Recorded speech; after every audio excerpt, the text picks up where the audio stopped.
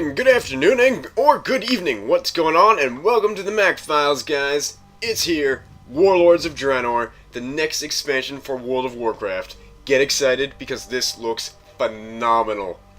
Alright, so we get to the story here. First things first. What are we gonna see? Well, what's gonna happen is Garrosh breaks free of his imprisonment and goes back in time, presumably with the help of a rogue bronze dragon. Perhaps it is Kairos. And what Garrosh does is he goes back to a time in Draenor about 2 years before the orcs drank the demon blood of Manaroth that turned them into the blood-crazed orcs that were controlled by the demons. Now, what Garrosh does is he brings back with him the technology of the present day to give the old warlords a serious technological advantage. Now, what Garrosh is trying to do is unite all the old orc war chiefs, if I could talk, together to form the Iron Horde in order to exact his revenge and take over the world, yada yada again. But don't worry, because Garrosh is confirmed not to be the end boss, just a dude that sets everything in motion. When we go to Draenor, this is the pre-Outland Draenor, opposed from the Outland we know today, so it's before all the portal mayhem and that splitting the world in half thing. So the environments we see will be completely different in every way, shape, and form we know from Outland. And we are going back in time, but the past timeline won't be affected. It's kind of like a new future, but in the past? Yeah, I know, it's really confusing, but this will avoid a lot of plot holes and paradoxes.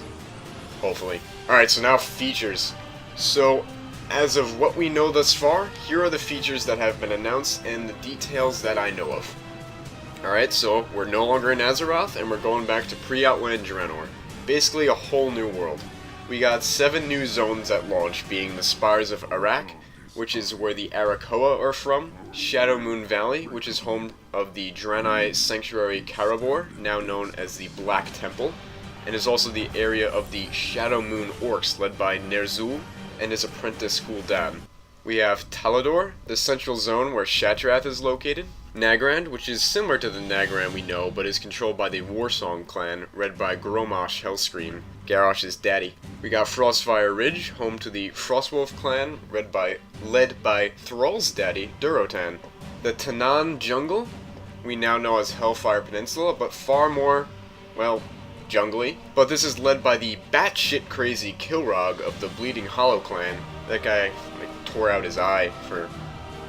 yeah, he did that. And lastly, we has Gorgrond, which is described as a badland and led by Black Hand of the Blackrock Orcs.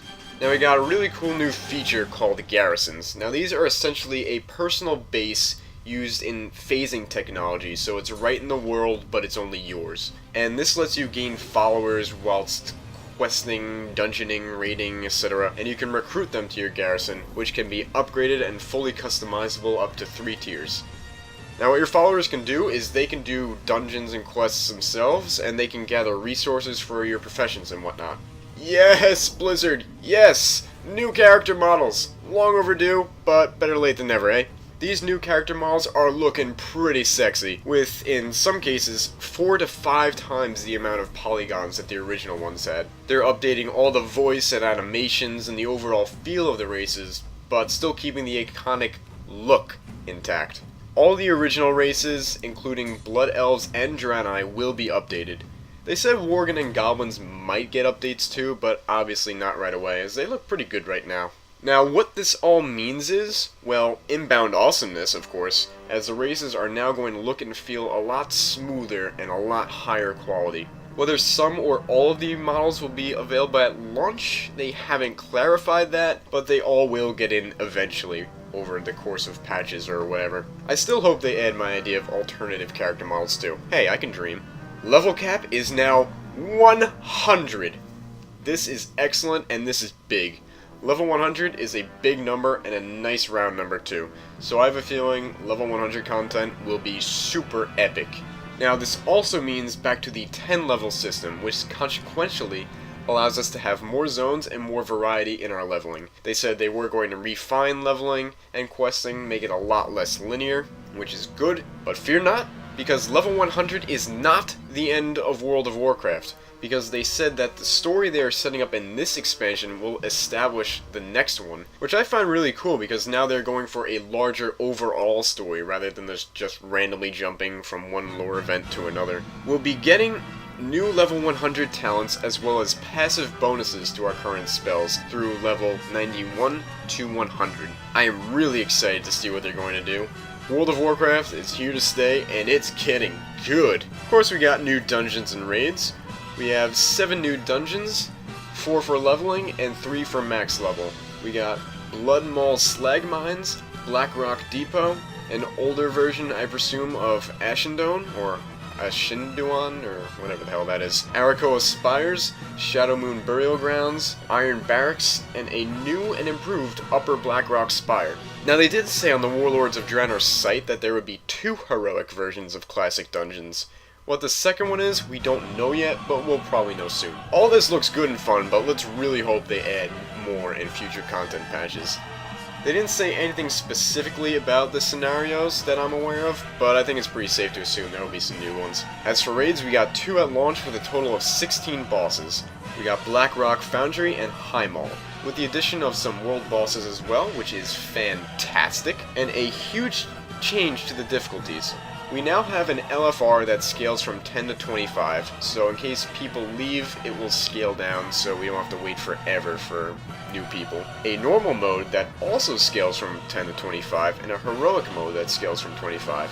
Obviously, using the success from the Flex system to make raiding more flexible for people. And now we have Mythic mode, the super hard-ass mode akin to the Mists of Pandaria 25 heroic, I'm assuming, but only for 20 players, so they can attune one super hard raid for that difficulty. Obviously, we got new monsters, items, and rewards. Yeah, that was kind of obvious, but I'm sure there'll be some really cool items. But more importantly, we've got some great UI improvements. Our quest log will now show us main story quests and can show us what quests in a zone we might be missing. A welcome change to the inventory system. We got quest items no longer in bags, and we can now craft directly from the bank, and we can sort our bag via consumables, junk, cosmetics, etc. And finally, yes, a collections tab for heirlooms, toys, and they did say maybe tabards. Please do this, Blizzard, include tabards. Overall, very good for cleaning up bag space and bank space, and making items a lot more accessible. And a new open PvP zone called Azshran, I think it is. And it's made in the style of old Alterac Valley, where the battle can last for days, which is really cool. They also have cross-realm technology, so the battles will be balanced and quite on the large side for the most part. They're also introducing some new UI improvements for PvP, like cap times on the map, and BG scores that reward people who do objectives, as well as a chance to earn random rewards to spice up the gearing process. One last thing they're doing for PvP is called the Trial of the Gladiator, which is a short-time event in which everyone gets the same gear and can battle in arenas solely based upon skill. Now we got a new feature called Boost to 90 and Play Immediately. When I first saw this, I was like, whoa, what? So, what this does is it allows anyone who purchases Warlords of Draenor to bring any character they desire or make a totally new one and shoot them up to 90 with normalized gear. And I think they set a process of getting people ready for their class, teaching them their abilities and whatnot. Now, this is absolutely awesome for someone like me who is experienced in World of Warcraft and loves getting other classes to higher levels to try them out and facilitating the alting process.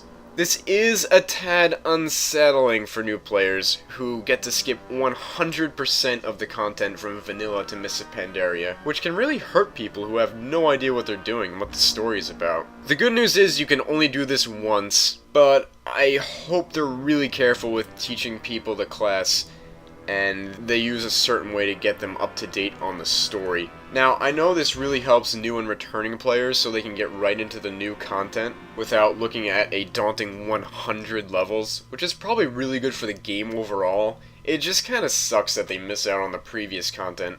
But you can only do it once, so let's just hope this works out well. I personally know I will be taking advantage of this to get new classes to cap. Well, hell yes, overall this looks absolutely amazing. I am super psyched for this. But when is this bad boy coming out? Well, The thing is, all the Mists of Pandaria content is already out, and there will be no patch 5.5, so the entire team is completely dedicated to this expansion. Now, what they can't do is wait a full year with no new updates. Hell, I don't even think they could wait 6 months, which is pretty good news, because it means it pretty much has to be out before summer. I want to say April, the latest. I don't think we will see it in February. However, between then and April, I think will be our target. We'll possibly hit the beta soonest late December and latest January. And if I get in, expect a lot of content from that. So it's coming, and it's coming soon. Get ready, because we're going back to Draenor. So until next time, guys, this is MacFiles signing off. Take care.